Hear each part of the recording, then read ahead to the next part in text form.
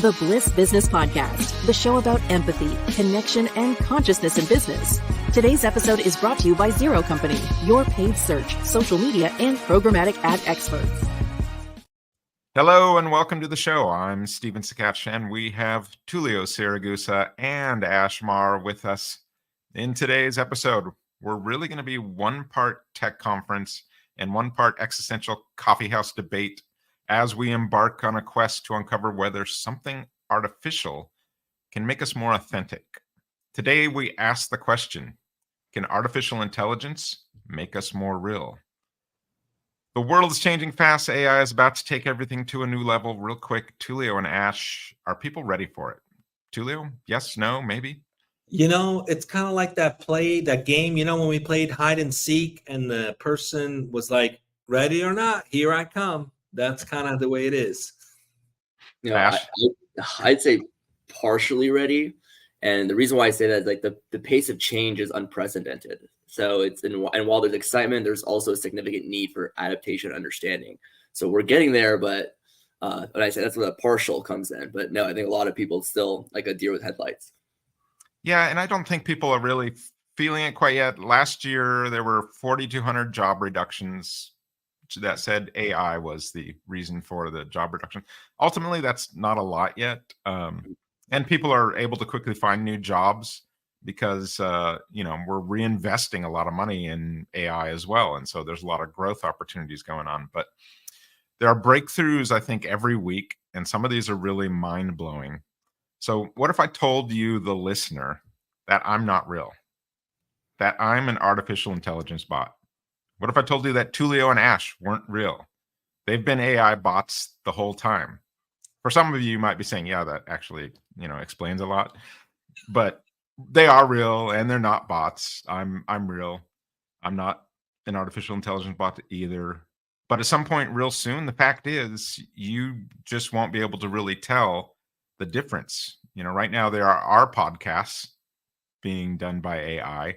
There are video spokesperson software that's done by AI already. That's very realistic and just very hard to tell. I have a book app that I listen to for book summaries, and it uses AI, and they switched it at some point over, and you listen to the whole thing, and then they tell you it's AI. You just could not tell. So, it would have been something, if we were doing a podcast that talks a lot about authenticity and we've not been real, but it's happening all around the world, all around us. And as a listener, embrace our mistakes and flaws. You're getting 100% human content here, and we'll probably continue to show you that as we make more mistakes. But anyway, the world's changing, and it's changing fast with AI. Before we get to the topic question, I kind of want to honor some of the dark nights of the soul that people are going through and will go through. And if you're listening to this, say 10 years from now, they probably have gone through on scale. So who are we talking about that's going through that dark night of the soul with AI or may in the future? I tend to think of artists. Ask, who comes up in your mind? Well, I'm thinking of a broad spectrum of individuals. You have the workers in industries facing automation, to ethicists grappling with the moral implications of AI decisions. It's particularly challenging for those whose identities and livelihoods are intertwined with traditional processes that AI is rapidly transforming. So, and to add to that, individuals with limited access to technology education may feel alienated or left behind. So I think that's a little bit of what's forming. Tullio, what do you think? I think it's impacting. I've seen it impact even the people around my life. I had a ghostwriter to help me with my blog for years. And since generative AI came around, I didn't have a need for that anymore. I had an editor who I've hired to work on previous books. And if I had to put something out now, I wouldn't need that. So there's definitely impact for mostly people in the creative works or even the knowledge work, writers, artists. I used to get content from, pictures through Pexel, for example, which are contributed by individuals, and then it's completely supported through donation. But I get my images now through DALL-E. So there's so much that has changed, that has transformed, that has definitely impacted real people. Yeah, I think also like coders as well, programmers. I think experts are saying, don't go to college to learn programming right now. So I mean, I really feel for those people who might be in the middle of getting their degree or just finishing it up, and that skill may be significantly altered or even obsolete. I mean, it's just moving so fast. Like video game programmers, the stuff that used to take months, and now it just takes minutes and doesn't require programming. And Google just last week released this software that'll allow you to sort of prompt your way through building an entire video game and just using words. So it's like that coding side is really changing. I think even someone who spent years, I think Ash, you were kind of alluding to this, someone maybe who spent years, they could be like on the factory worker on the production line or something, and you know, they've kind of perfected this craft or skill, whatever they're doing, and that is going to be it's just going to be changing massively here on scale. And I think maybe you've got potential for identity crisis or depression, you know, as you kind of go through that process. What do you guys think is, I mean, how you identify yourself if you're in one of these positions and suddenly things just get altered so fast? I got to tell you, when you think of technology, I haven't spent 34 years, almost 35 years of my life in tech. We've disrupted every industry to become self-service industries, the travel industry, hospitality industry, you name it. It's all been disrupted. Things that you used to have to call someone or go somewhere to take care of, it's all done online.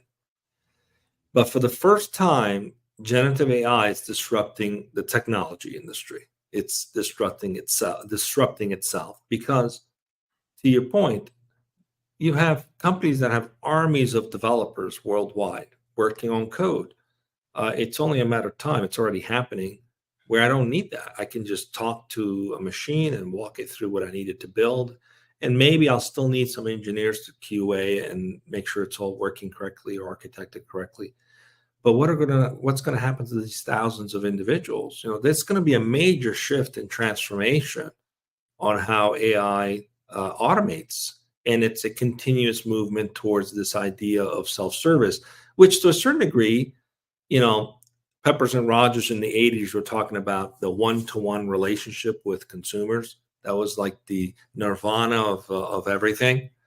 And we haven't fully accomplished that really, but with AI, you can. You actually can get to a place where I can consistently have great service because I'm providing the service to myself.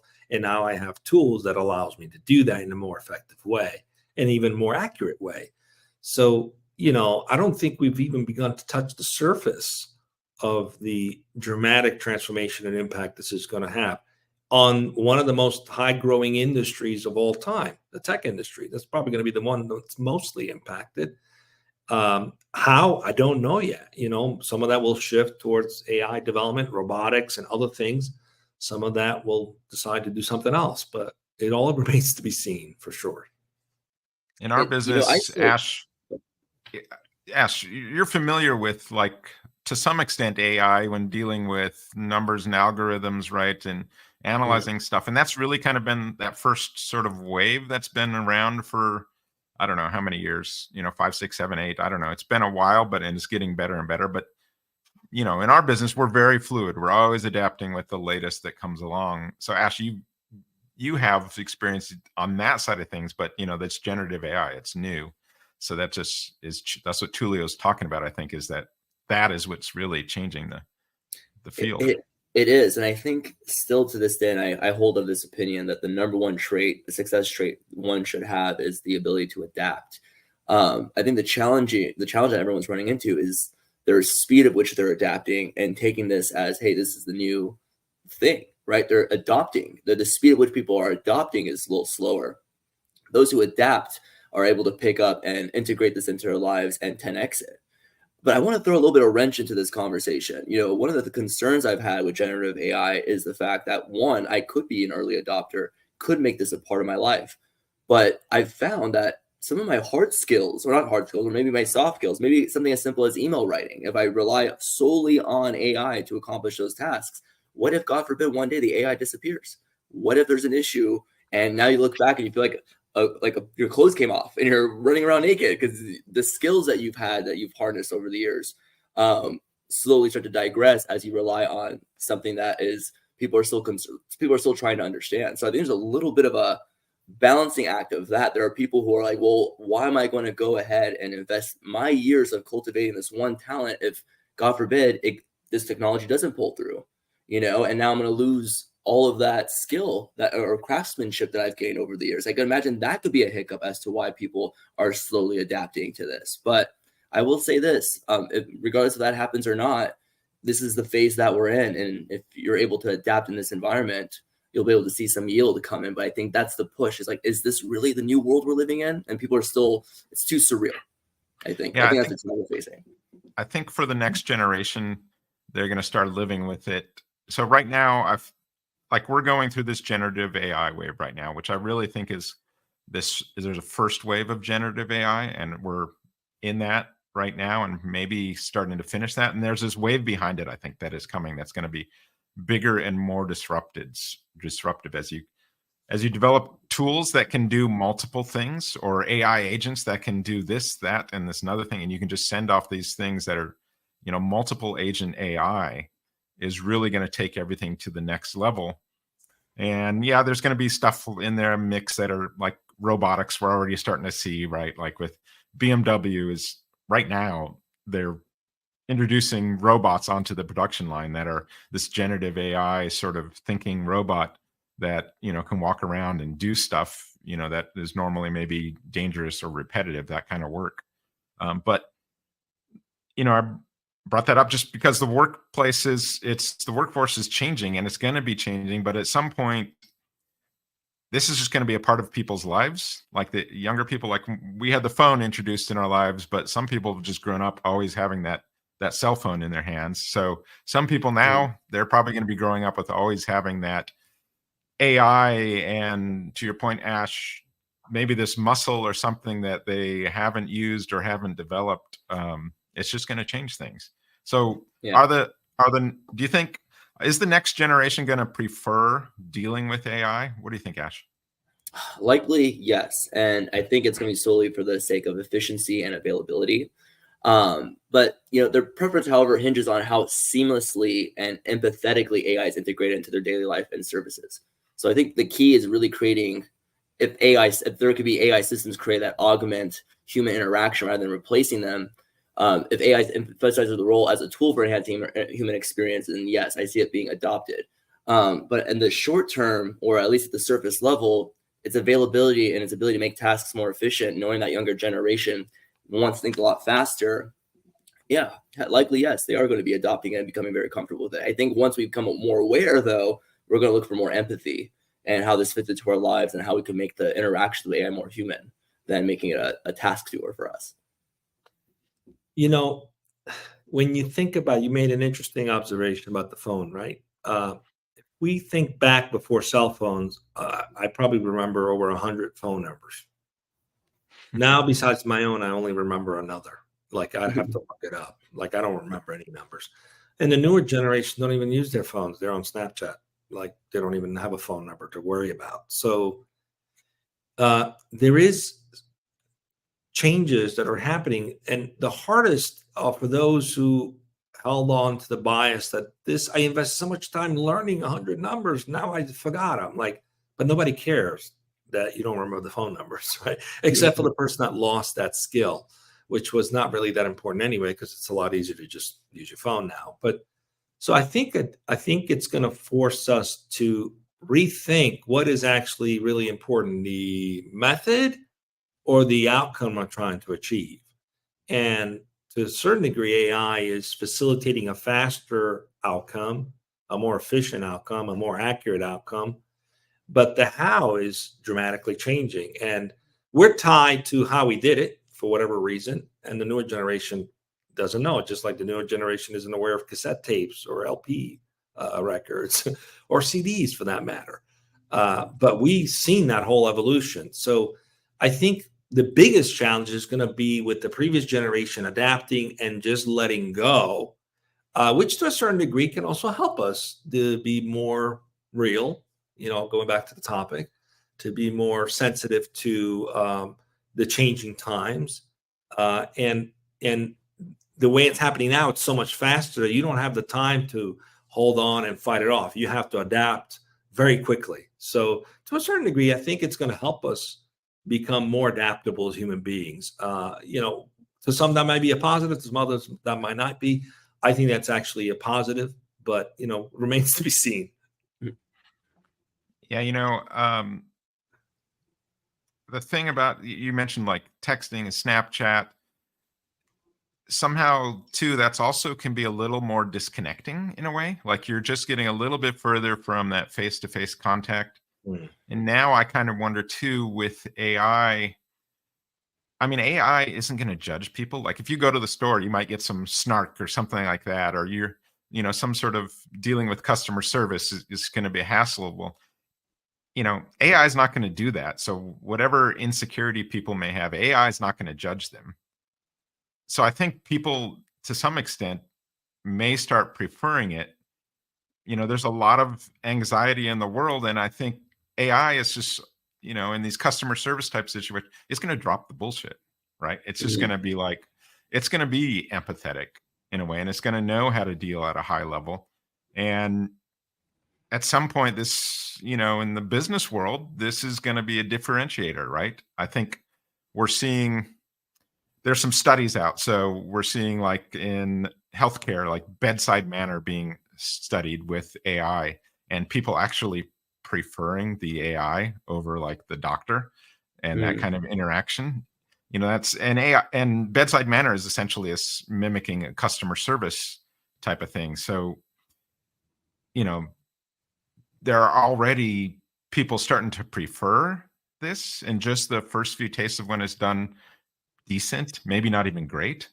And so at some point, business wise, it may be kind of a problem if you're competing against AI and you've got some people who are a little grumpy on your staff or something like that, who aren't as skilled in kind of navigating that person-to-person relationship. And possibly that type of skill may even be a little harder to come by in the future if different muscles are used. So yeah, I think there's a lot that's going on there. So let's kind of dive into that though a little bit more. So, in this question we're asking, I'm not saying is artificial intelligence more real.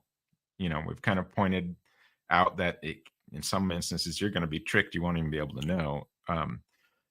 But the question is asking, can it help us be more real? So how is artificial intelligence helping people be more real right now, or more authentic people? Are there ways? What comes to mind for you guys? Well, for example, we talked about writing an email. I mean, you can infuse that email with, depending on the context that's required, with more empathy or perhaps a little more compassion, or you want it to be more authoritative. Some people are challenged with changing their own context to meet the need of that specific email, for example. I'm just using that as an example, and can use AI to help them level up, right? So in essence, through that process, they realize, oh, this is the way I could say that. Okay, yeah, I can do that. That's something I can easily adopt. And so to a certain degree, it's almost like having a coach with you at all time, that you can just ask, how should I say this? I want to say this in a loving, kind way, but also want to be direct. And it spells it out for you. And then you can use that or change it. But in the process of going through that, you're learning different ways of saying things. And so if we use it as a way to enhance our relationships with other people, it could be a great tool to helping us be more of what we want to be. Maybe we don't have certain empathetic skills, or we're not very compassionate, or we all have our issues, right? So some are really good at one thing, some are really good at something else, but AI becomes like a little bit of an equalizer. Now I can show up as I need to. Of course, it's not real time. Like if you're in a face-to-face conversation, You don't get to pause and say, let me check what ChatGPT says or how I should answer this. So to a certain degree, not yet. Not yet. But to a certain degree, yeah. to your point, I think the sort of like less face to face is because people want that buffer where how do I answer this and how do I avoid a conflict and do it. So now there's tools to do that very quickly. You have access to an expert at your fingertip at any given moment. But over time, we're going to need help on how to engage in real life. So I don't know how it's going to help with that, but maybe it's going to be some training on how to engage, and maybe it'll mimic a real person. How do I deal with this conflict? That could be pretty cool. Let me pull out that one thing you kind of said there, like when you're writing an email and maybe you're using AI to help you write it empathetically, and that actually could help train you a little bit, into, this is how you can do it better. So it is exercising a new muscle in a way that maybe you haven't previously. I used to, way back when, if someone was angry about something and they're about to send off that angry email, I'm like, hey, write it, but don't send it. Come back to it, either a few hours or whatever. And then they'll come back to it, out of their, ego a little bit more, and then kind of go through a process like this. But yeah, AI, like you said, there's that ability to maybe see examples and start training. That I think is, something maybe people don't think about, that it's going to have this ability to help us be more empathetic just by going through a process like that. And then go ahead. Oh no, I was going to say, to piggyback off that, it's literally the fact that it could process, analyze vast amounts of data at the speed at which it can. So to all those points, you're able to go ahead and say, hey, if I'm not able to figure this out, I know this tool can. And it creates more of those authentic conversations if that person's attention is positive. Sometimes they may not be able to articulate it, but this machine that has all this data of everyone's emotions and feelings and so on and so forth, it's able to take that information, articulate it in a way that we're supposed to, because it thinks in every which way of a person's brain. What's crazy about that, Ash, is, and I know you've read that book, Mastery, right? Yeah. What's crazy about that is you can have this expert level access to something that, so mastery, they talk about, someone learning maybe one discipline really well, but then also going and learning another really well. So, maybe you go to school for architecture and then you go back and learn engineering, and then you kind of stretch the limits of possibility that way, right? So imagine now dealing with mastery like that and with an AI life coach or something where it's just got mastery across all these sort of disciplines and can weave in and out of that kind of as needed to solve a problem. I mean, that to me seems like that's really where you're going to get this novelty in the world, this new stuff that's coming out of this at some point. Let's just look at a real scenario, okay? Couple undergoing therapy. They're getting to conflict with each other. Perhaps they learn that the way one communicates doesn't jive with the other way. The other one communicates. So they're learning how to have a language that's symbiotic and to get along better, right? And that takes a lot of therapy and maybe sometimes years of that and a lot of money. Imagine having a tool at your disposal that just literally follows you and listens to you talking and gives you feedback like, hey, next time say it this way. I mean, that doesn't exist right now unless you put the input, but that'd be really cool if something was listening and like giving me tips on like, hey, change your tone a little bit or soften your voice a little bit, and coaches you through how to have a better relationship. That actually could help us be more real, more sympathetic to other people, maybe have a little less conflict. So there is potential for some amazing advancements. And I think over time, that would be weird walking around with something that's listening and giving you a tip as you're having a conversation to most of us. But the newer generation would look at it as like, well, that's kind of normal because I don't always say the right thing. So I want to make sure I don't say the wrong thing. So over time, we're also going to see different ways of doing things that we're not used to. And it's going to feel weird to some of us, but to the newer generation, it's going to feel normal. And so I think we have to just be open-minded to the idea that we can have this symbiotic relationship with it where it can enhance our lives, not take away from our lives. It's all context on how we look at it and how we utilize it, I think. But that's going to be a process. And for some of us a little old timers, it's going to be a harder process, I think. I was actually talking to someone about that this weekend of just, yeah, what if you had AI just sort of listening to you all the time? And so it would kind of know where you're at, maybe consciously, where you need to go to develop, and take all this information in and then be like, hey, and giving you the input on the way you may have gone through something or reacted to something. And the real brilliant thing that I don't know that people fully understand too with AI is that it's going to change how we educate. So imagine you're in a classroom, you've got all these different types of learners. You've got like a visual learner, an auditory learner, verbal learners, you've got kinesthetic learners, someone logical and mathematical learning, right? You got all these different types of ways that people learn, and some people just do one way better than another.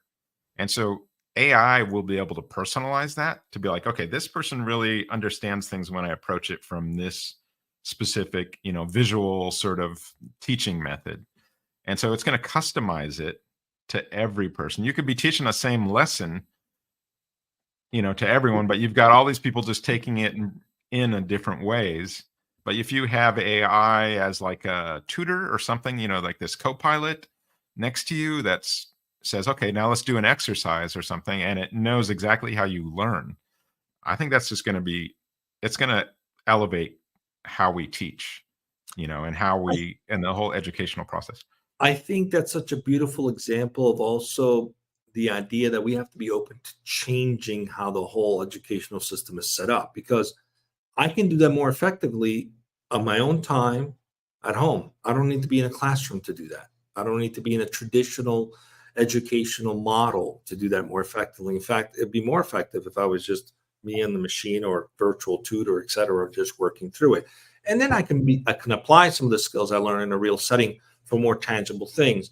But I think we are very tied to systems that feel threatened because of AI. But the minute you let go of that and you say, okay, how can I rethink about all this? What's the right way that could benefit us as people? Then all kinds of opportunities and possibilities open up. And I think that's the biggest challenge is opening ourselves up to those possibilities, because you have to be willing to let go of processes and systems and methodologies that no longer work. And people will make up their own systems too. Like I've seen like my friend's 5-year-old son just asking Alexa, give me multiplication questions and things like that, and just learning. It's just this feedback with Alexa, and that's not even like that's like the most basic level of anything right now.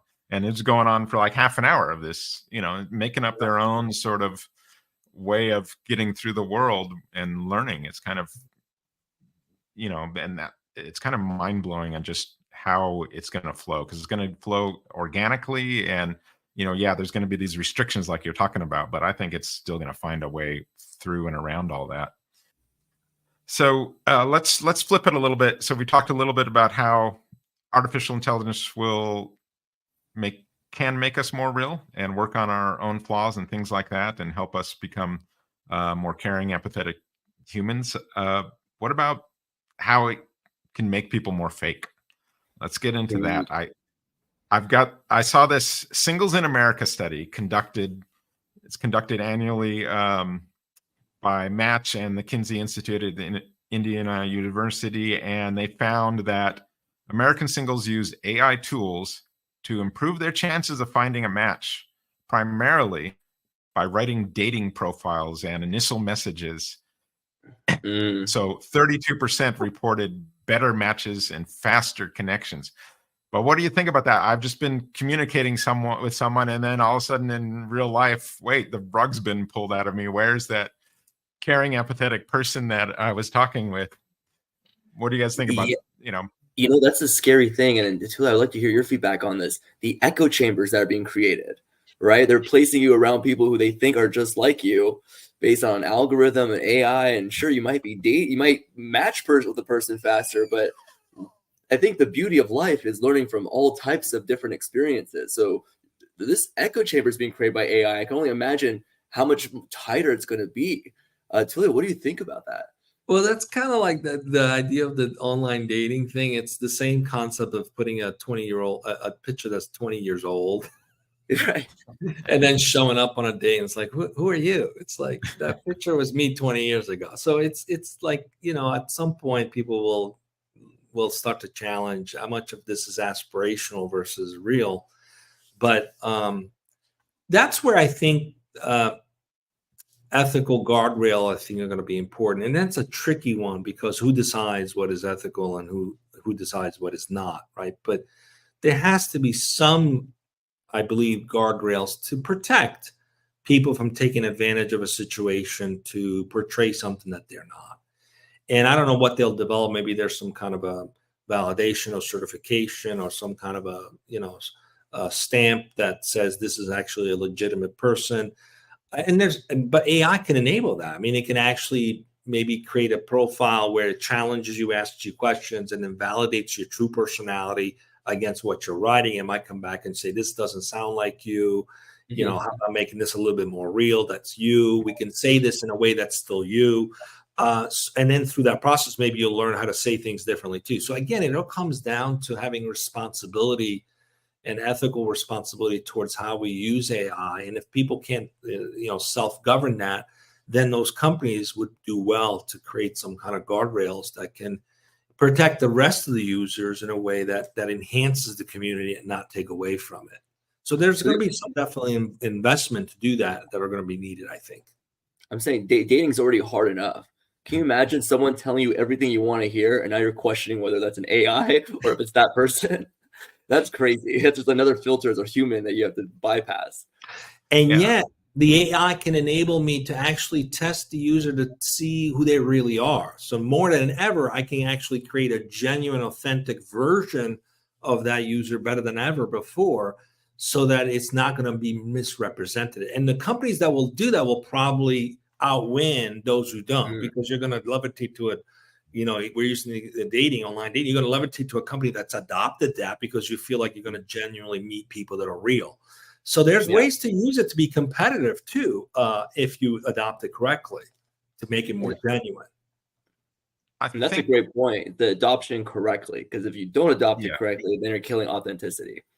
Yeah. So I think, here's an example of something where it wouldn't be adopted correctly. Suppose your company is going through just some major crisis of some type, right? Maybe even human lives are at risk or something. And if you're like, let's go to AI and produce a press release or something, or some sort of statement that just almost even sounds like it might be AI generated, when it's that serious of a situation where you need to be human and know when to be human in these situations. Yeah, I would go to AI and I could probably get some ideas. Hey, here's how to deal with this. Here's how to deal with this. But the bottom line is, it's like people just want to connect with a human here and not feel like they're just being, cheated. It'd be less than authentic if you in that kind of situation. And that's exactly the opposite of, I would think, how you'd want to come at that situation. But I do think you'd probably be able to get some really brilliant parameters from AI. It's like, hey, here's how to deal with this situation. And probably one of them is going to be like, be authentic, right?